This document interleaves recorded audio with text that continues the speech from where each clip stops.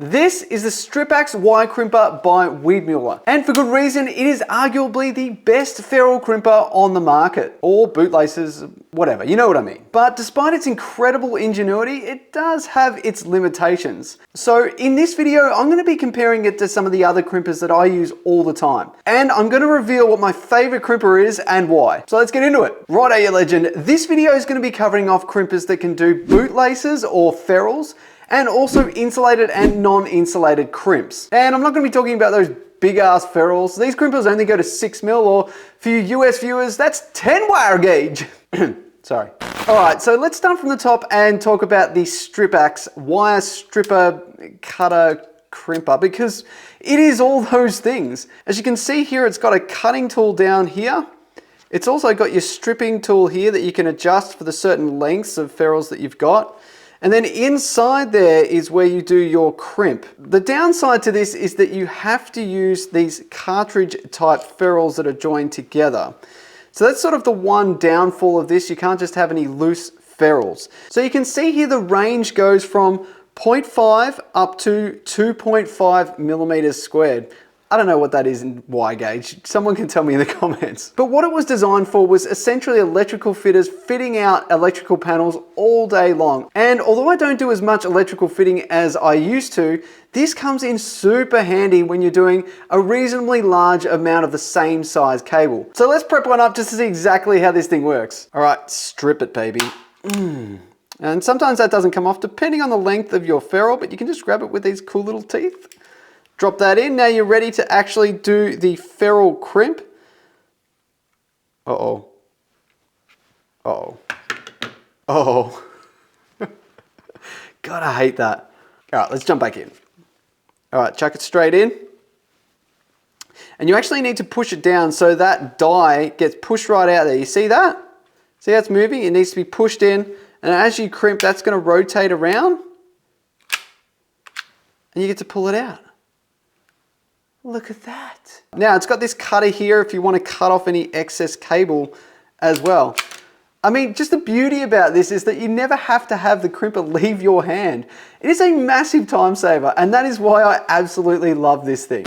All right, whilst we're still on the subject of ferrules, this is the square, or sometimes they can come in a hexagon shape, but it's basically a torque or a ratchet type mechanism that goes from anywhere from 0.25 mil to 6 mil squared. So it doesn't need to have a certain cutout die or anything. You can just stick in the right size and crimp it down. So let's have a look at what something like that might look like. So here we've got the trusty 0.75, my favorite size building wire. It's just delicious to work with. Let's cut that off. I know some of you are screaming at me going, "Where are the strippers?" But I don't have any. They broke the other day. So I've got this brand new cute little case of ferrules here. And actually I think this is using the French standard. Usually I think that's what they use here. And there is actually 3 standards, and I'm not going to go into them in this video. There is a great video by eFix who do the 3 different standards, and you can do a download. So I'm going to give them a bit of a plug because that's a really, really good reference. Anyway, that's neither here nor there. What I'm after is 0.75, which would be my blue bootlace. Always making sure you're having the right size. Otherwise you could run into issues down the track. Trust me, I have done it. All right, slide the ferrule in. It's super easy. Just pop it straight in. And it actually leaves like a really nice square crimp around the whole thing. Now, as far as bootlace crimps go, these are a favorite amongst electricians and DIYers, and for good reason, because they're kind of super versatile and they give a really, really nice crimp. All right, on the next one.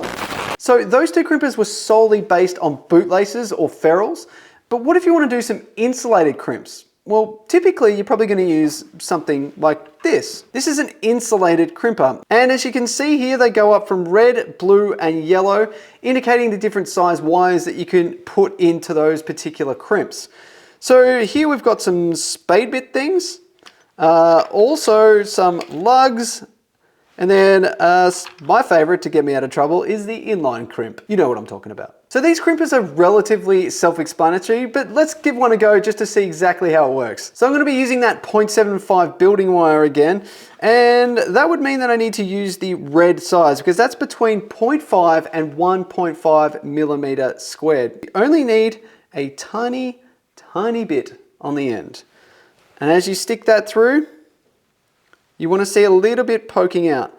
Now, something you may not know about insulated crimps is that your wire insulation should actually go into the crimp a little bit, and that's what actually holds most of that tension. So let's do an example here.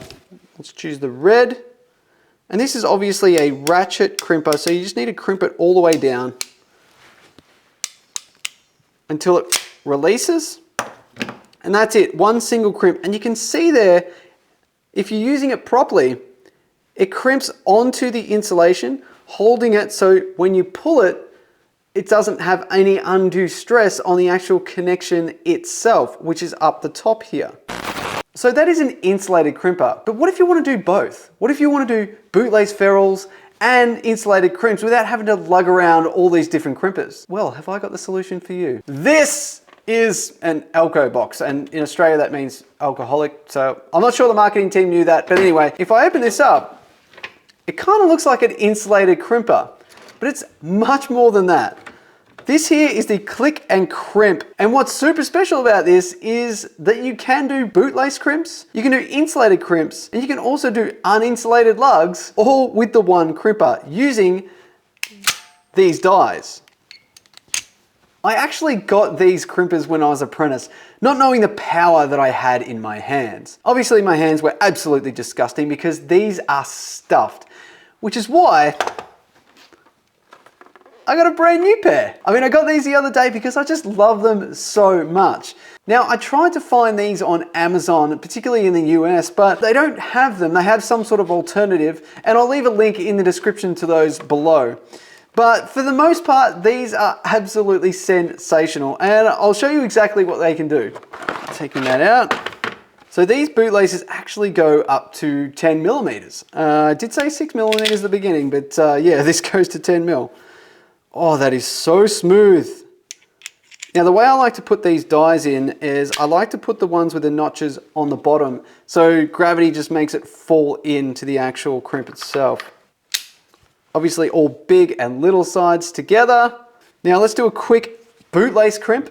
Now actually some manufacturers have said that just a little twist is enough. Do you twist or you do not twist? Let me know in the comments. Oh, it feels so good. And again, these are ratchets and I'm super weak.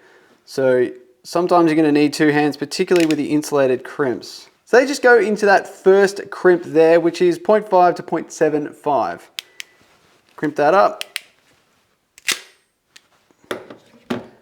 And there you have it. Let's just trim off the end.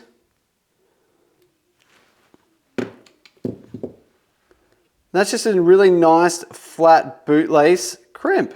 Now, I showed you the insulated crimps earlier, but what if you wanted to do an uninsulated lug? Well, this can do it as well. So let's just look at this twin flex here, red and black, and I'm pretty sure that this is 6 mil. It doesn't say it on it, but it looks like it. So let's just strip that back. Now, unlike the insulated ones, obviously we can't have that insulation that goes over the top of our cable or wire insulation. So it's got to be pretty much the exact right length, and actually it needs a little bit more. All right, so that looks about the right length. Let's chuck that in. And you want it so it's sort of seated all the way down into that lug. Now these here obviously have a different die set. So let's pull those out. These ones are the rounded sort of die. So let's do a crimp on the third one down. Now I have to admit I don't typically use these that often. Sometimes for maybe earths on doors and things like that, and I'm just going to give it 2. But I can imagine some people in the automotive industry using that. And that is actually a super, super strong crimp. That was 6 mil. All right, so I don't think it's any secret that these are my favorite crimpers just because they're so versatile. They cover off all different types of crimps. But also, I mean, this is definitely a close second. Hey, now I've got you all juiced up on crimpers. How about you check out my Electrician React series, which is incredibly hilarious, but also very educational.